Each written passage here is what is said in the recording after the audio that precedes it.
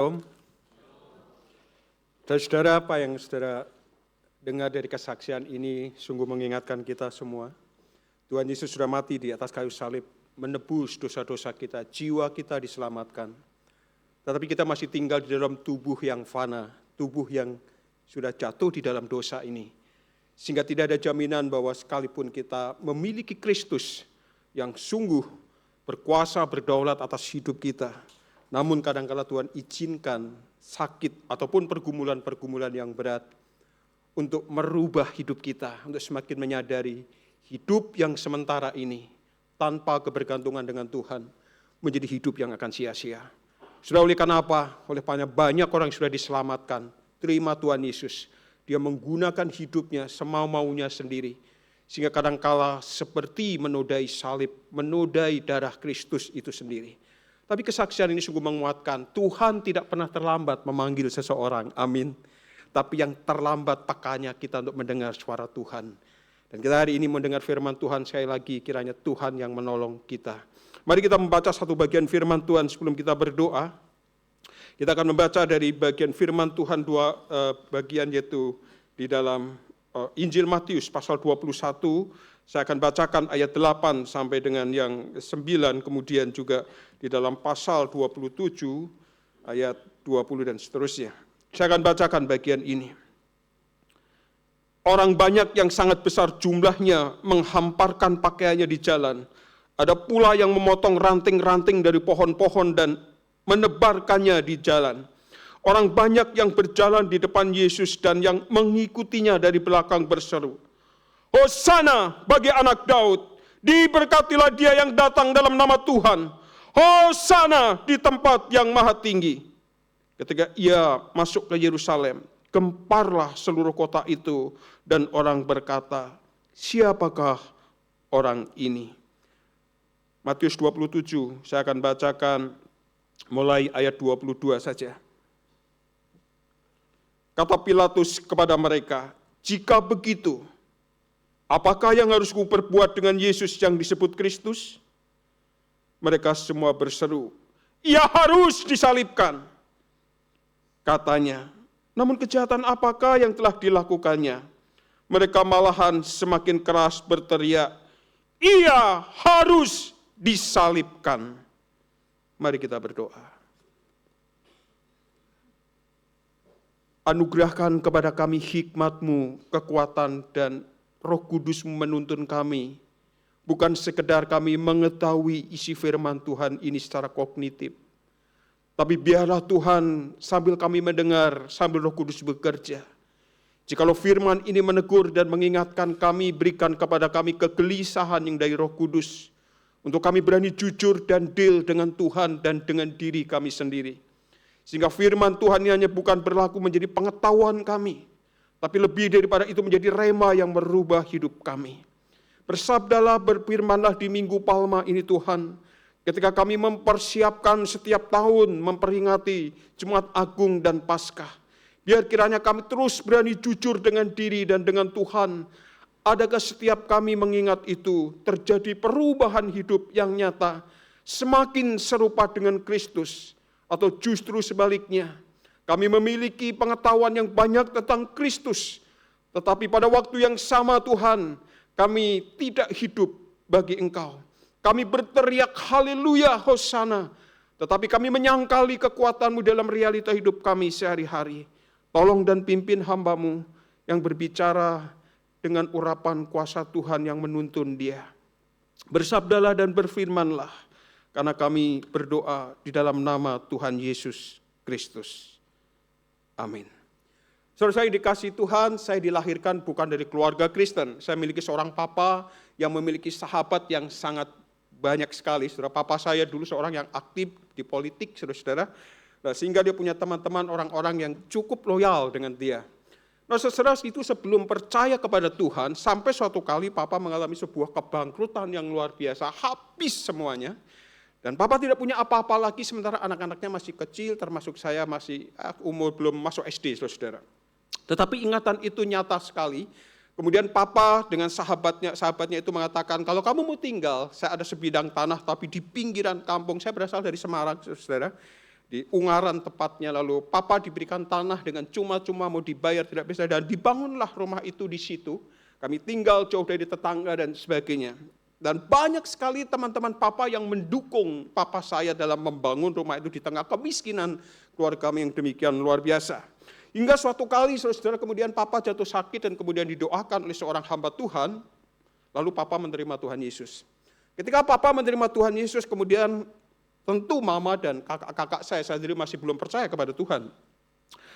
Ketika sudah menjadi Kristen semua, saudara, lalu sahabat papa saya ini, sahabat saudara dengan teman-temannya, yang tadinya mendukung keberadaan dengan sangat mengasihinya.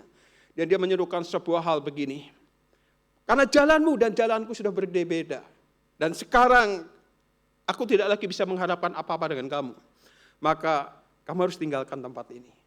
Saudara, kami diusir dari tempat itu, dan pada waktu itu saudara dengan banyak orang yang sangat menakutkan bagi kami, saya yang masih kecil itu, dan itu membuat trauma yang luar biasa saudara ya. Nah, di tengah kebingungan yang luar biasa saudara, kemudian papa jatuh stroke saudara. Ya, papa stroke, dan kemudian adik saya juga kena kanker otak saudara ya. Nah saudara, di tengah kebingungan seperti itu, saudara, saya punya kakak tertua. Kakak tertua saya itu dia sekolah dari SD sampai SMU di sebuah sekolah Katolik, saudara. Sehingga kami pun masih dengan agama yang lama, dia sudah mengenal Tuhan Yesus. Dan dia tantang Tuhan, karena papa sudah terima Tuhan Yesus, dan dia katakan begini, udahlah sekarang tinggalkan Yesus saja. Nggak ada untungnya sama sekali percaya kepada Tuhan Yesus. Waktu kita diusir ini, apakah Tuhan membela? Waktu papa jatuh sakit, waktu adik enggak disembuhkan, memang pada akhirnya adik saya meninggal. Saudara, apa yang sudah lihat di dalam bagian ini? Di dalam bagian ini kita menyaksikan bahwa kata-kata yang indah, yang menyejukkan seringkali tidak secara otomatis akan ada di situ. Saudara, kita menyaksikan di dalam begitu banyak area hidup kita. Saya suka nonton bola, saudara. Saya tahu dari klub baik negara maupun klub-klub mana, tapi saya menyaksikan. Ketika sebuah klub mengundang seorang pemain yang hebat, boleh disambut di bandara sebagai seorang penyelamat dan sebagainya.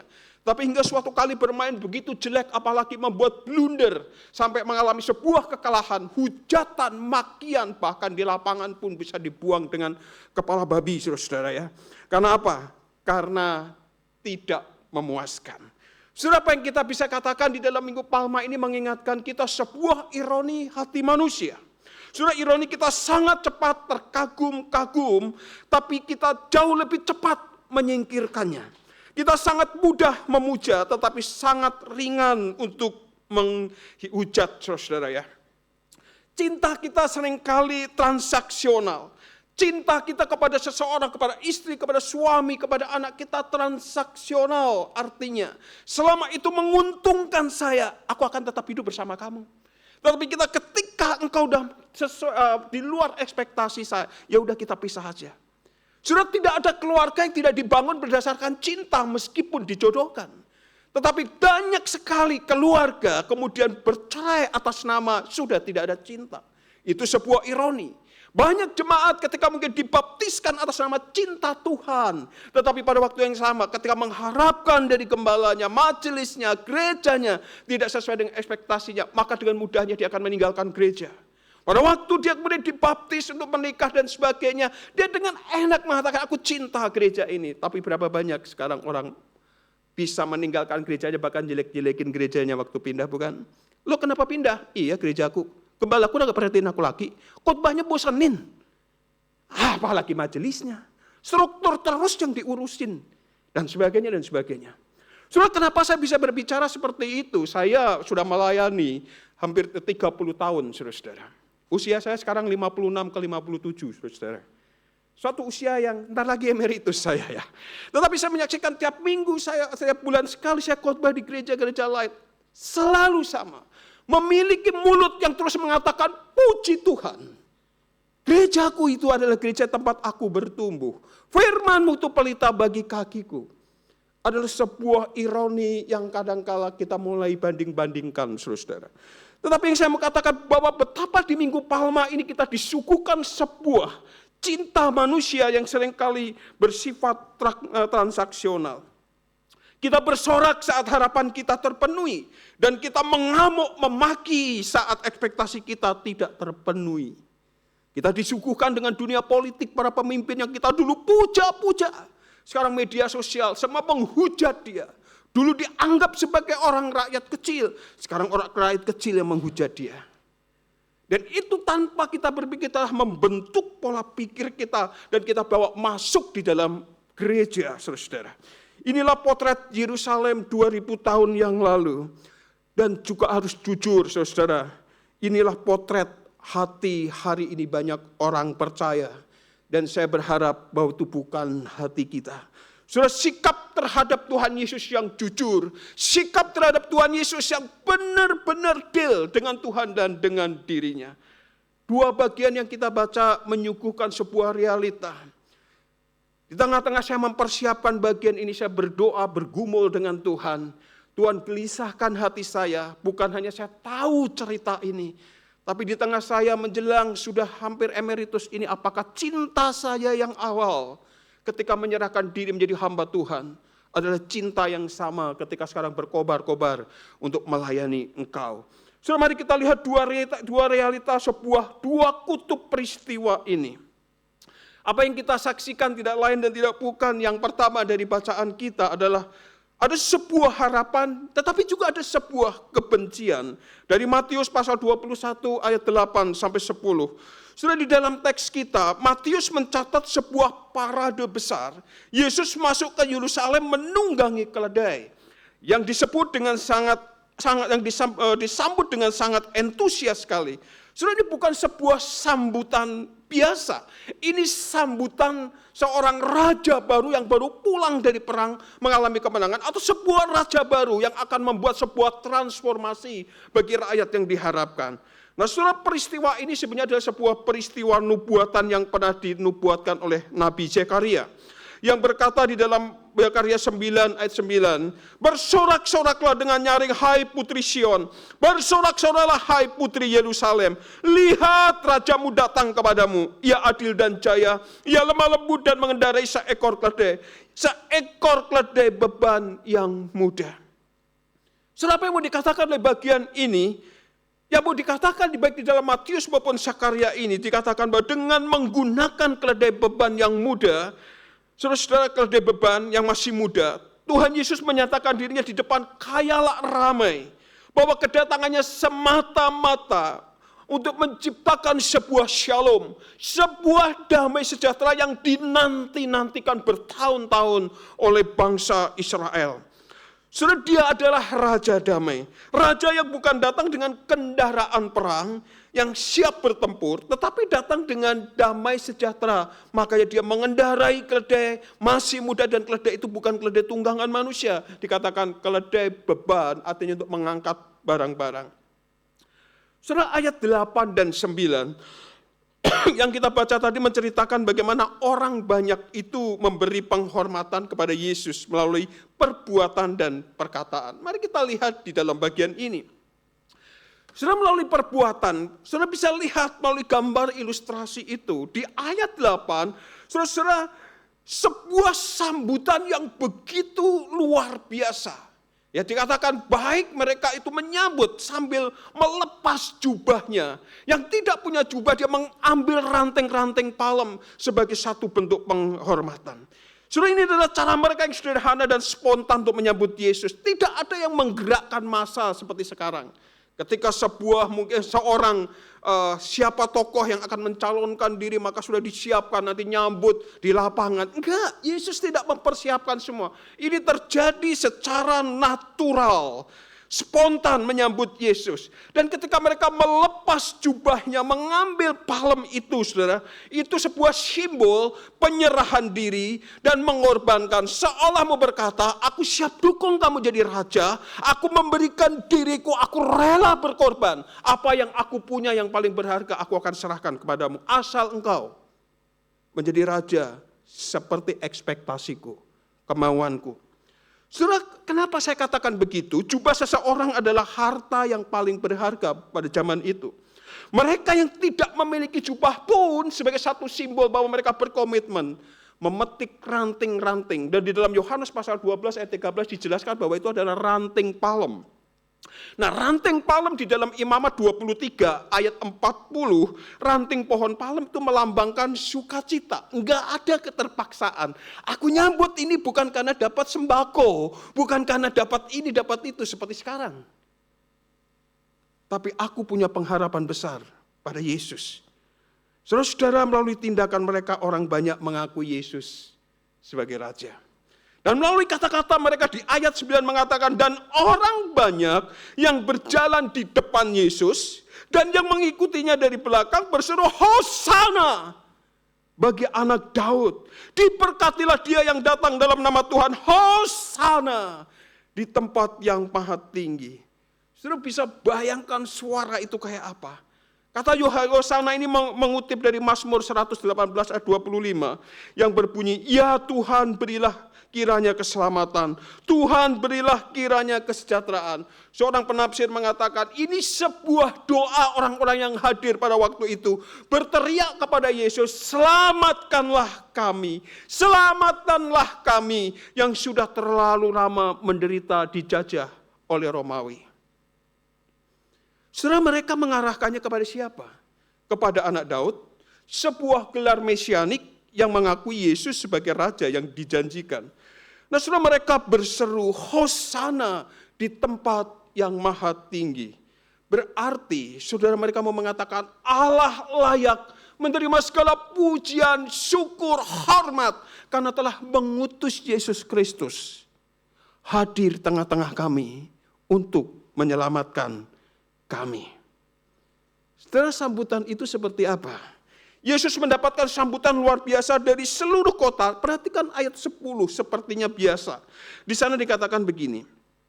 Ketika ia masuk ke Yerusalem, gemparlah seluruh kota itu. Dan orang-orang itu berkata, siapa dia? Sehingga banyak orang itu menyambut seperti itu. Saudara, mengapa kata gempar ini menjadi menarik buat saya? Kata gempar atau dalam terjemahan lain dikatakan membuat geger seisi Yerusalem, itu diterjemahkan dari sebuah kata kerja, kalau di Indonesiakan itu seperti merujuk terjadi gempa bumi. Saudara, istilah ini akan digunakan 2 kali dalam Injil Matius, nanti di pasal 27 ayat 51. Ketika Yesus mati disalibkan, sudah terjadi gempa bumi. Dan juga di dalam Matius 28 ayat 4, itu melaporkan adanya gempa bumi pada saat kebangkitan Yesus. Saudara, gempa bumi memang tidak terjadi secara harafiah di dalam peristiwa ini. Tetapi semua itu, saudara, sebuah keriuhan yang mau digambarkan. Kota itu berguncang dan terguncang oleh semua keriuhan. Dan semua menuju ke mata Tuhan Yesus.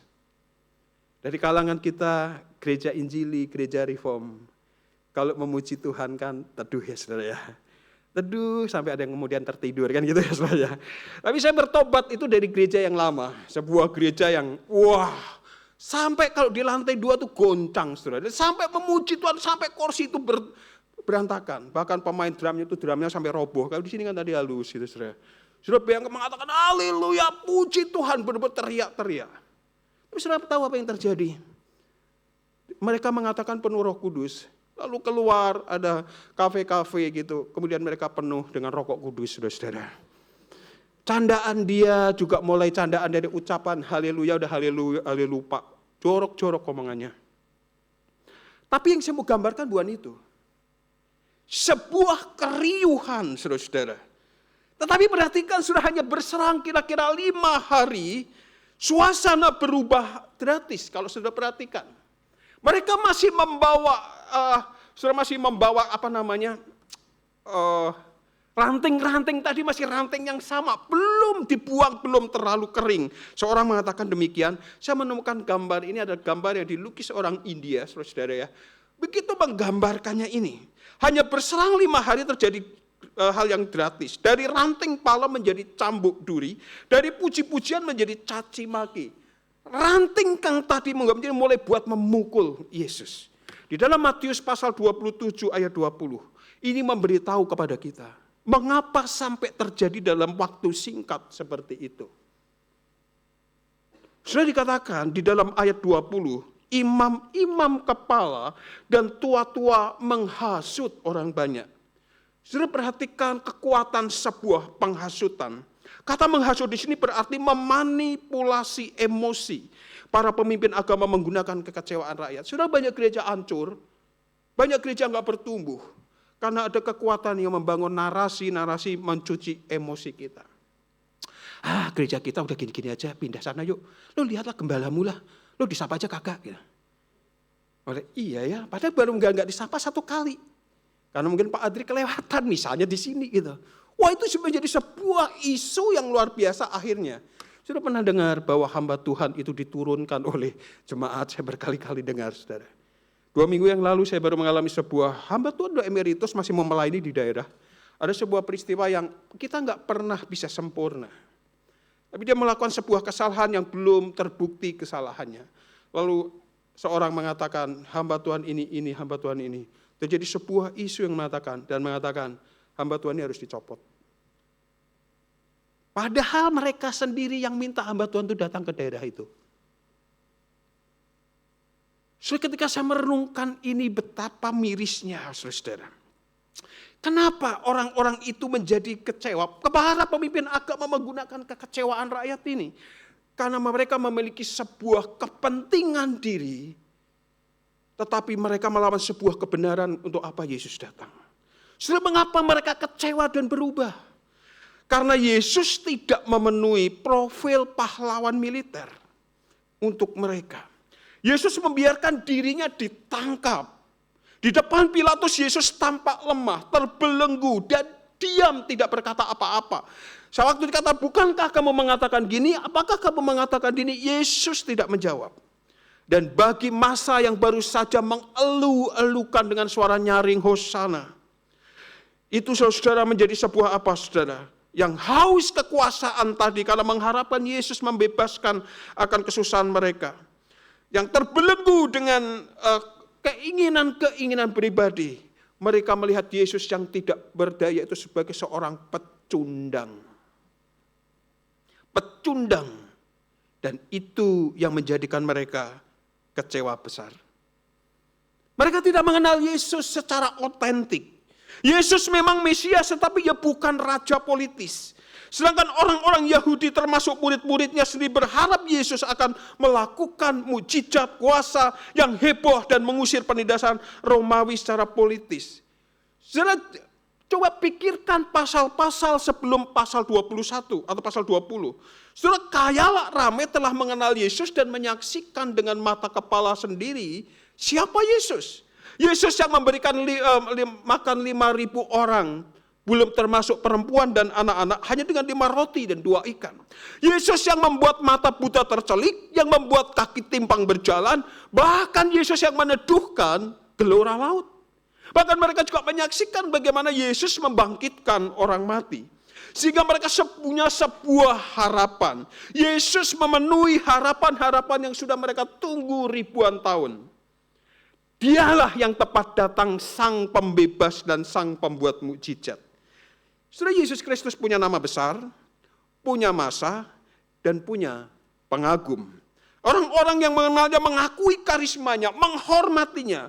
Tentu akan mudah bagi Yesus untuk memimpin massa dengan kuasanya sebagai seorang raja yang melindungi rakyat secara politis. Itu harapan dari kayalah ramai yang berkata, diberkatilah dia yang datang dalam nama Bapa. Tetapi sayang sekali, mereka salah memahami Yesus. Dan menganggap Yesus tidak juga tergerak untuk melakukan sesuatu bagi bangsanya, yaitu membebaskan bangsanya. Mereka menjadi kecewa. Rasa kecewa ini terjadi karena mereka tidak mengenalnya secara benar, karena tidak memahami Yesus. Saudara, suatu kali ibu saya, mama saya, terkena stroke yang koma 4 hari. Saya di Jakarta pada waktu itu saya harus memimpin retreat 4 hari lagi. Saya pulang, kakak saya tertua, dia ada di situ, cuma ngeliatin mama. Dia sangat sayang mama, saya tahu. Lalu dia ngomong gitu, yuk kenapa telat datang? Ya saya harus melayani dulu, ada khotbah, saya datang selesai khotbah. Tuhan yang kamu layani itu, kamu lihat enggak? Kalau dia Tuhan, mama ini stroke loh, udah 4 hari. Sangat mudah loh bagi dia untuk sembuhin. kamu udah doa belum? Pasti udah, kan kamu pendeta. Gitu. Kakak saya itu gitu, saudara. Dulu sebelum kami Kristen dia udah belajar tentang Alkitab, saudara ya. Lalu dia tantang saya begini. Oke, sekarang buktikan. Kalau kamu bisa sembuhin mama, saya akan ikut imanmu lagi. Saya ditantang gitu gimana, saudara? Saya jangan pikir kemudian saya sembuhkan mama saya. Enggak, saudara-saudara. Tapi mama saya nanti terjadi mukjizat. Saya enggak cerita sini, enggak terkuat. Mama saya yang sudah divonis koma, gerak lagi dan panjang umur 20 tahun lagi pulih, saudara. Tapi ada sebuah hal mukjizat yang bukan karena doa kami. Nanti ya cerita biar diundang lagi saya. Bukan itu, saudara ya. Tetapi yang saya mau katakan, saudara, lihat rasa kecewa itu. Bahkan berani nantangin Tuhan, saudara. Dan ini yang terjadi, saudara, yaitu bahwa Israel tuh mengharapkan Yesus. Orang-orang Yahudi pada waktu pemimpin tuh mengharapkan Yesus yang datang dengan profil yang demikian. Bisa pantas untuk jadi presidennya, rajanya. Itu mirip kira-kira yang lalu. Benar? Kemudian sekarang media sosial penuh penghujatan. Saudara, Minggu Palma saya merenung itu bagian cukup benar serius, saudara. Ini yang ada di sekitar kita. Rasa kecewa ini membuat orang-orang yang tadinya berseru hosana berubah secara drastis dalam memandang Yesus. Maka ketika Pilatus yang hari itu harus mengambil keputusan untuk membebaskan salah satu seorang tawanan, dia berdiri di depan massa yang sama, siapa yang hendak kupilihkan bagimu? Dan massa berteriak, ada satu pribadi penjahat besar, Barabas, dan mereka berkata, Barabas. Sudah perhatikan ironinya. Mereka memilih Barabas, seorang pemberontak yang melakukan banyak pembunuhan, dan menolak Yesus yang mereka selama ini pikirkan yang akan membawa jalan keluar. Tetapi yang selamanya dalam Alkitab yang mereka percayai, kehadiran Yesus adalah sang hidup itu sendiri. Saudara, apa yang kita mau perhatikan di sini adalah begini, saudara. Bahwa teriakan salibkan dia adalah puncak dari kemarahan manusia yang merasa harapannya tidak dikabulkan oleh Yesus. Sehingga dengan mudah kata hosana itu secara singkat berubah menjadi salibkan dia. Saudara, berapa banyak orang mengangkat dua tangannya. Tuhan, aku berserah penuh. Engkau lihat usahaku, lihat keluargaku, lihat sakitku. Engkau Allah adalah yang sanggup memulihkan dan menyembuhkan. Berdoa dengan cucuran air mata. Tapi ketika tidak terjadi seperti keinginan dia, apa yang terjadi? Sudah lihat orang-orang yang meninggalkan kekristenan, sekarang mereka menguliti kekristenan. Betul? Ngomongin yang enggak-enggak, sampai kisah para rasul pun dikatakan Injil. Gitu kan? Sampai nama-nama kemarin Song Gukong pun dulu adalah agama mereka juga gitu kan. Satu hal yang celaka, yang saya kritisin bukan masalah kesalahan itu, mindset pikiran orang kecewa itu ngawur.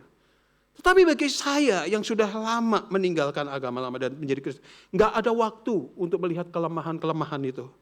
Karena di dalam kekristenan, dalam Alkitab, dalam diri Yesus, terlalu banyak untuk kita ceritakan kebenaran dan kebaikan. Amin. Sehingga kita nggak ada waktu untuk menggosip yang jelek-jelek. Orang yang sungguh-sungguh mengalami perjumpaan dengan Tuhan dan mengenal Tuhan akan seperti itu, saudara-saudara. Tapi mungkin kita berkata begini, dalam kehidupan kita hari ini, apakah yang menjangkiti umat di masa lalu juga akan menjangkiti umat di masa kini? Saudara, apa yang menjangkiti 2000 tahun yang lalu terhadap orang yang bertara hosana, juga hari ini banyak menjangkiti anak-anak Tuhan hari ini. Saudara, kita pun ketika datang kepada Tuhan itu berpikir bahwa Allah itu si pembuat mukjizat, penyembuh, pemberi sukses, pemberi berkat, penolong. Dan konsep-konsep itu kita terapkan ketika kita datang kepada Tuhan. Menjadikan Tuhan itu seperti yang kita mau. Bukankah dia bisa melakukan ini dan itu? Kenapa Tuhan tidak lakukan itu? Kita mencari Tuhan bukan dengan pure untuk deal dengan Tuhan setelah 1 minggu kita barangkali enggak menjadi ibadah komunal. Tapi waktu saudara duduk punya ekspektasi. Nanti yang khotbah harus lucu, sesuai kebutuhan saya, enggak bosenin. Saudara mau ketemu pengkhotbahnya atau ketemu Tuhan Yesus? Kalau saudara mengharapkan yang itu, nonton stand up comedy. Tapi bukankah itu berbeda ketika kita nonton film, bukan? Saudara punya ekspektasi, 1,5 jam, 2 jam gue bayar. Waktu nggak sesuai ekspektasi kita. Ngomongnya apa? Kasih rating bintang 1. Kalau nggak ada bahkan nggak dikasih bintang. Yuk jujur, di Minggu Palma, saya membiasakan diri selama 40 hari sejak malam Rabu Abu sampai Jumat Agung adalah membaca kisah-kisah penyalipan dari kelahiran sampai penyalipan. Dan 7 hari saya berpuasa. Untuk apa? Saya khawatir Tuhan gak kenal saya meskipun saya banyak khotbah, banyak kasih PA, banyak berdoa, banyak besuk. Tapi Tuhan bilang aku gak kenal engkau. Karena saya punya ekspektasi bukan seperti yang Tuhan mau. Tapi seperti diri saya mau. Distrik Bonhoeffer dalam bukunya The Cost of Discipleship mengkritisi bagian ini. Dia katakan, Kristus bukan hanya datang untuk memenuhi keinginan kita, tetapi untuk mengakhiri keinginan egois kita, agar kita bisa hidup bagi Allah. Saudara, mari kita jujur, kita menjadi Kristen, beribadah, berdoa, baca Alkitab. Apa yang saudara paling inginkan? Apa yang paling saya inginkan? Makin intim dan kenal Tuhan? Atau saudara ingin menggulkan apa yang menjadi keinginan saudara dan saya? Saudara, Bonhoeffer ini mengkritik kekristenan yang hanya mencari hiburan dan pemenuhan keinginan pribadi. Dan itu adalah anugerah yang murah. Tanpa berani memikul salib atau melakukan ketaatan yang nyata kepada Allah. Baginya mengikut Yesus itu bukan tentang mencapai kesucian pribadi. Tetapi baginya mengikut Yesus adalah memenuhi keinginanku. John Calvin dalam bukunya yang sangat terkenal tentang Institutio ya saudara ya. Dia katakan sebuah kalimat ini. Hati manusia adalah pabrik berhala. Kita cenderung menciptakan Yesus menurut gambar kita sendiri. Dan ketika Yesus yang asli muncul, kita menolaknya. Apa maksudnya saudara? Kalimat ini menciptakan Yesus menurut gambar kita sendiri. Saudara, itu merujuk pada kecenderungan manusia untuk membentuk konsep tentang Tuhan yang sesuai dengan keinginan, kenyamanan, dan juga sesuai dengan moral kita. Intinya gampangnya begini, Tuhan yang ada di sana adalah Tuhan yang sama dengan yang saya persepsikan. Tuhan yang maha pemurah, maka dia juga mengerti kekeliruan-kekeliruan saya. Contoh gampang begini, sudah pernah dengar begini, ketika datang beribadah, di sini saya nggak lihat karena saya duduk di bawah tadi, di depan. Di gereja saya banyak sekali saudara-saudara. Ibadah jam 10, datang 10.30, pas firman. Saudara tahu kalau ditegur apa? Yang penting kan nggak telat, Tuhan tahu kok. Kan Tuhan tahu, suruh saya dengar firman-Nya. Memaklumin. Kita memaklumi apakah benar Tuhan itu setuju, bisa terima. Atau yang paling gampang, pasca pandemi ini, banyak orang mengikuti ibadah secara online. Di gereja banyak sekali. Biasa kalau saya lagi khotbah, di jam 8 itu pasti online. Nah, saya suka iseng, saudara-saudara. Begitu mau khotbah, lagi lagu persiapan firman kan kelihatan dong, saudara ya. Sekitar, nggak nyampe 20 kadang-kala. Ya paling mentok 20. Oke, saya tutup. Saudara ya, saya khotbah, naik. Jadi, ya maafkan saya membuka YouTube-nya gitu kan. Saudara, nanti selesai ibadah, kira-kira siang, sama seperti sini jam 12-an siang, saya lihat lagi tuh, naik 10 atau 20. Nanti sore, jam-jam 6 saya lihat lagi, udah 80-an. Nanti jam 10, jam 11 malam, saya iseng saya lihat lagi, udah 100 lebih. Dan saya tahu, kan beberapa orang yang memang ibadah, saya tanya dia, "You nggak datang ibadah?" "Iya, saya ikut online Musa." Kan sama aja, dari awal saya ikutin. Persembahan saya transfer, nggak ada yang saya kurangi Musa. Doa syafaat saya juga doa. Bagus ya. Lalu ngomong gini, kan ibadah nggak harus ke gereja Musa. Biarlah rohmu tetap menyala-nyala.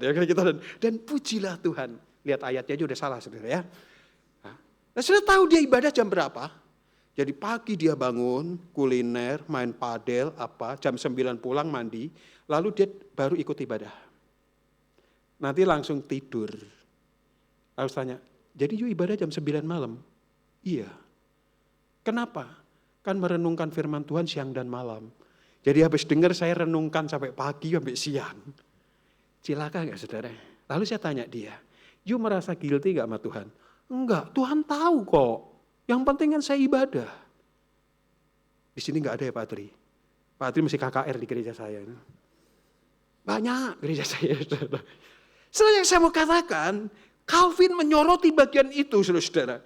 Jadi alih-alih menerima Tuhan yang memproses kita, bentuk kita. Tapi dia menciptakan Tuhan Yesusnya sendiri, memaklumi segala perbuatannya. Yang sering saya sendiri punya kalimat adalah menambahkan noda darah di kayu salib Kristus. Saudara, memasuki bulan-bulan seperti ada masa pergumulan saya untuk berkhotbah tentang Jumat Agung, tentang Palma. Saya takut dan ngeri, saudara. Karena tiap tahun kita khotbahkan. Tapi pada waktu yang sama menganggap hal yang biasa. Saudara, pertanyaannya mengapa itu bisa terjadi? Dan apakah itu terjadi sampai hari ini? Saudara, jangan kita merasa bahwa kita itu lebih baik dari orang-orang Yahudi dan masa pada waktu itu, saudara. Saudara, kita jujur, jika kita hidup di zaman itu, mungkin enggak kita termasuk salah satu orang yang berada dalam kerumunan itu, yang berteriak, salibkan dia. Mengapa? Karena kecenderungan hati kita tetap sama, itu kitab Amsal. Kita telah melihat contoh akibat pengenalan konsep ini. Orang yang dengan mudah mengutuki Yesus ketika mereka menganggap Yesus tak melakukan apa-apa sesuai kemauan mereka. Hati kita selalu sama. Bukankah dosa pertama jatuh? Karena hatinya tidak lagi melekat kepada hati Tuhan.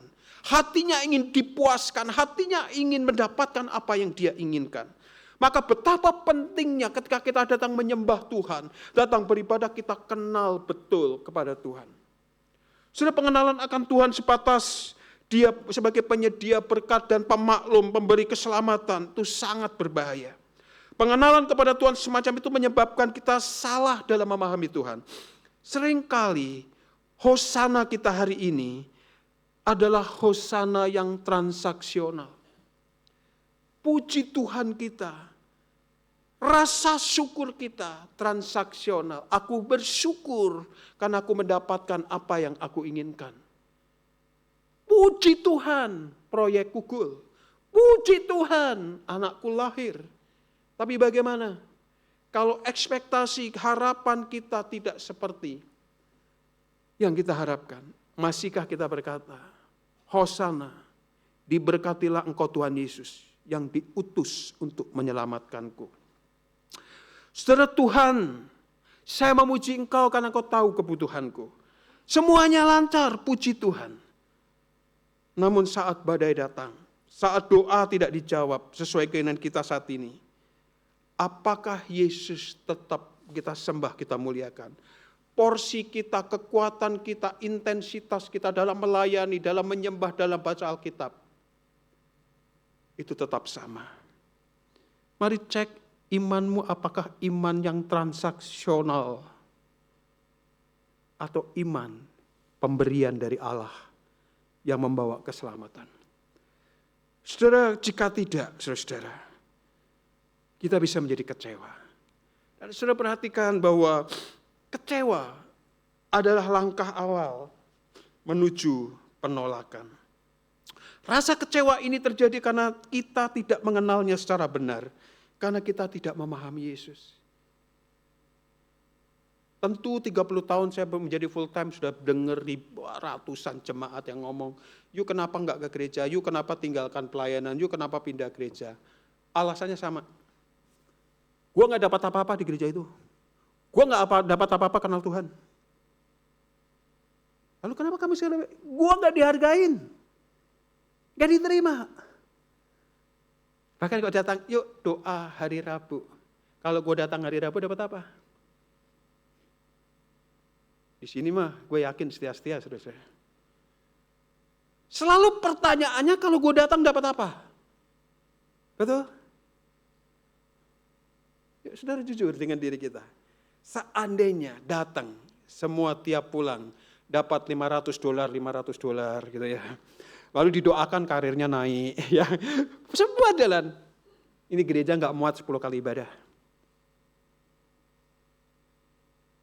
Saudara, saya bicara gini tidak takut untuk orang itu sakit hati. Karena lebih baik dia benar-benar hancur hatinya di hadapan Tuhan. Daripada Tuhan yang hancurkan hatinya. Saudara, kembali kepada bagian ini. Rasa kecewa membuat orang itu banyak berubah secara gratis. Dalam memandang Yesus sehingga dengan mudah kata Hosana itu secara singkat berubah menjadi salibkan dia. Saudara, maka kita pun perlu duduk diam, memeriksa diri kita di depan Tuhan, apakah kita ini orang-orang yang sungguh-sungguh mengasihi Tuhan. Karena saudara lebih dulu sudah dikasihi Tuhan. Jangan sampai karena kurangnya pengenalan kita akan Tuhan, membuat kita memperlakukan Tuhan itu seperti budak kita. Kita ke gereja bukan karena kita mau cari Tuhan, menyembah Tuhan. Kita bukan meneriakkan pujian Hosana, tetapi memang hari Minggu saya harus ke gereja. Saudara, maka sebagai kesimpulan saya hanya mau mengatakan bagian ini, saudara. Perubahan dari Hosana ke salibkan dia adalah bukti betapa rapuhnya hati manusia tanpa kasih karunia Allah. Sehingga jangan heran ketika nanti Tuhan datang kedua kali. Dan orang berkata, Tuhan bukankah aku sudah berbuat demi namamu? Aku sudah mengusir setan demi namamu dan sebagainya. Dan Tuhan bilang, aku gak kenal engkau. Karena hati kita yang rapuh itu tidak pernah dikuasai oleh kasih karunia Allah. Saudara, bukankah sebelum masuk Yerusalem Tuhan Yesus ngomong dengan murid-muridnya, mari kita ke Yerusalem, sebab di sana aku akan mati. Dan apa kata murid-murid? Kalau kamu ke sana mau mati, Tuhan jangan. Thomas yang bersorak seperti itu, bukan? Yesus tahu bahwa mereka yang melempar ranting palem akan menjadi mereka yang meludahi wajahnya. Mereka yang berkata Hosana, mereka yang berteriak salibkan dia. Namun yang menarik, Yesus tahu itu, mendengar itu, namun Yesus itu tidak U-turn. Yesus tetap maju menuju Golgota. Mengapa, saudara-saudara? Karena ia tahu bahwa untuk menyelamatkan kita, ia tidak perlu memenuhi keinginan kita menjadi raja dunia, melainkan ia harus memenuhi kebutuhan kita menjadi penebus dosa. Kematian Kristus di atas kayu salib bukan menyelesaikan persoalanmu yang kecil, tapi menyelesaikan persoalan terbesar, yaitu dosa. Bukan untuk memenuhi, menjawab kebutuhan kemiskinanmu, tapi miskin kerohanianmu di hadapan Allah. Saudara-saudara yang dikasihi Tuhan, maka ini menjadi sebuah ingatan bagi kita. Dan seharusnya kita tetap berada di dalam Tuhan meskipun keinginan kita enggak terpenuhi. Jikalau masalahku terbesar dosa sudah diselesaikan Tuhan, maka kalau sampai hari Tuhan belum selesaikan, Tuhan pasti punya maksud dan rencana. Dan jangan-jangan saudara, hari-hari ini kita adalah orang-orang yang sedang menyalibkan Tuhan atau berteriak, salibkan dia.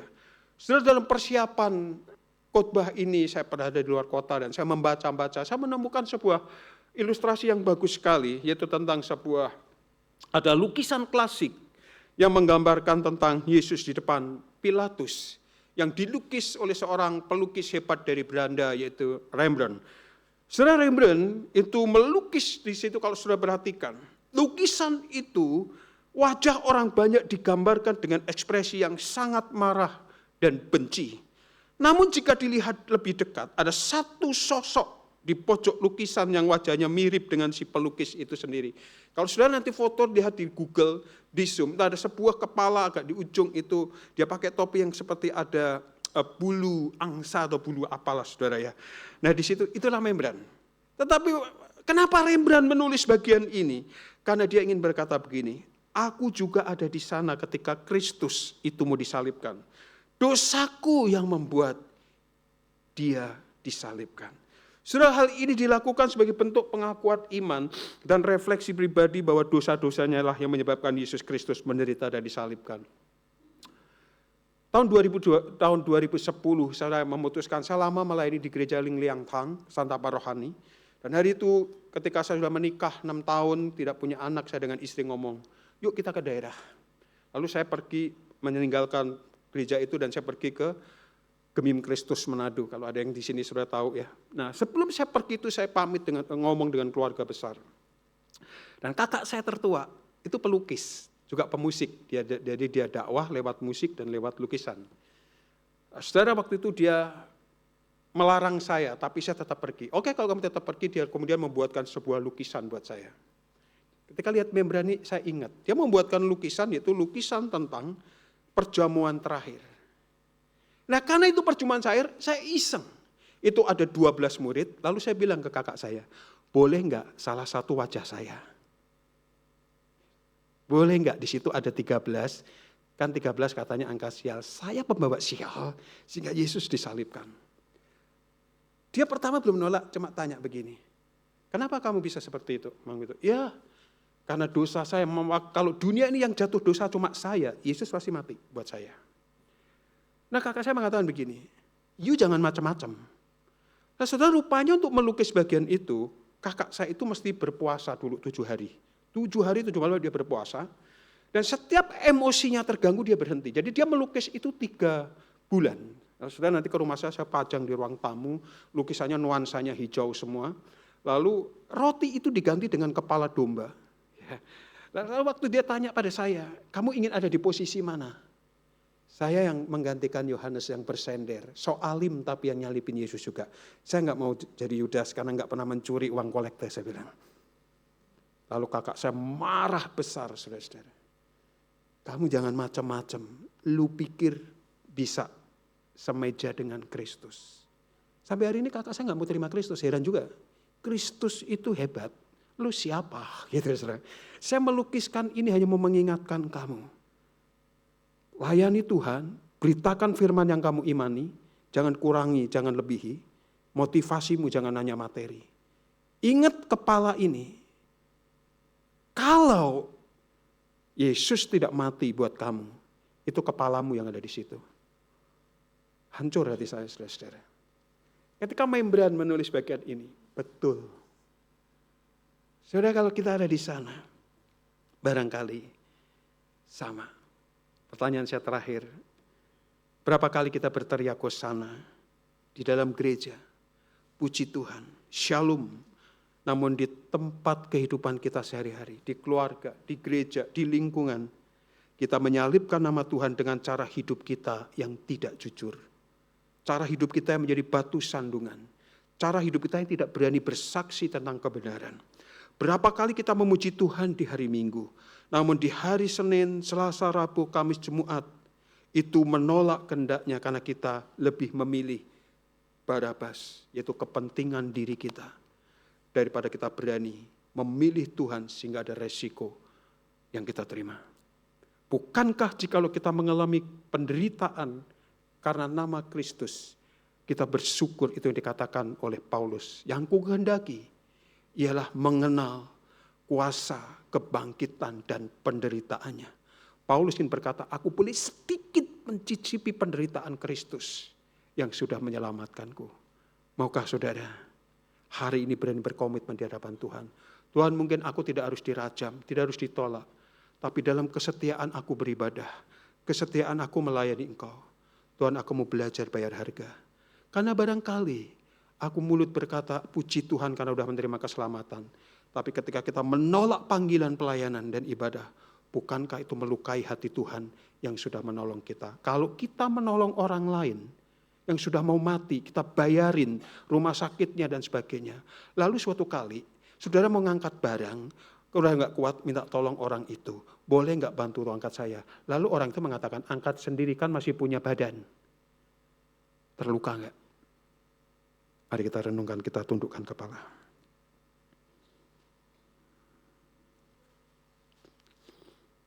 Mari kita berdiam diri sejenak di hadapan Tuhan. Di Minggu Palma sebelum kita memasuki Jumat Agung di hari Jumat nanti. Pada waktu kita sungguh berani jujur di hadapan Tuhan. Adakah area dalam hidup kita di mana kita sedang menyalibkan Yesus karena rasa kecewa? Adakah area dalam hidupmu di mana engkau sedang menyalibkan Yesus karena rasa kecewa? Kembalilah kepadanya. Apakah kita sedang mengikuti Yesus karena siapa Dia? Atau karena apa yang bisa kita dapatkan darinya? Maukah hari ini kita memurnikan motivasi kita? Kita berani berkata di hadapan Tuhan, Tuhan, Aku mau mengikut-Mu, bukan supaya aku kaya atau terkenal, bukan supaya kepentingan diriku terpenuhi, tapi karena Engkau adalah satu-satunya juru selamatku. Beranikah kita tetap berkata, Hosana, selamatkanlah aku, ketika doa belum dijawab? Beranikah kita tetap mengatakan, puji Tuhan. Mari mengambil waktu, dalam pertolongan Roh Kudus engkau berani mengambil komitmen di hadapan Tuhan. Bapa di dalam surga, Allah yang kasih-Nya tidak pernah berubah dari dulu, sekarang, dan sampai selamanya. Tidak berubah oleh waktu dan keadaan kami. Kami bersama jemaat-Mu di tempat ini, tertunduk di hadapan-Mu hari ini, menyadari betapa seringnya hati kami mirip dengan kerumunan orang di Yerusalem. Kami mengaku ya Tuhan bahwa seringkali mulut kami berteriak, Hosana, saat hidup kami nyaman, namun hati kami siap menyalibkan Engkau melalui keraguan dan ketidaksetiaan saat badai datang menerpa. Kami berani berkata, puji Tuhan, haleluya. Namun Tuhan, kami menolak Engkau ketika pekerjaan-Mu, gereja-Mu, waktu-Mu Tuhan membutuhkan kami untuk menjadi rekan sekerja-Mu. Ampuni kami Tuhan jika selama ini kami mengikut Engkau hanya karena ingin memanfaatkan kuasa-Mu, bukan karena mencintai pribadi-Mu.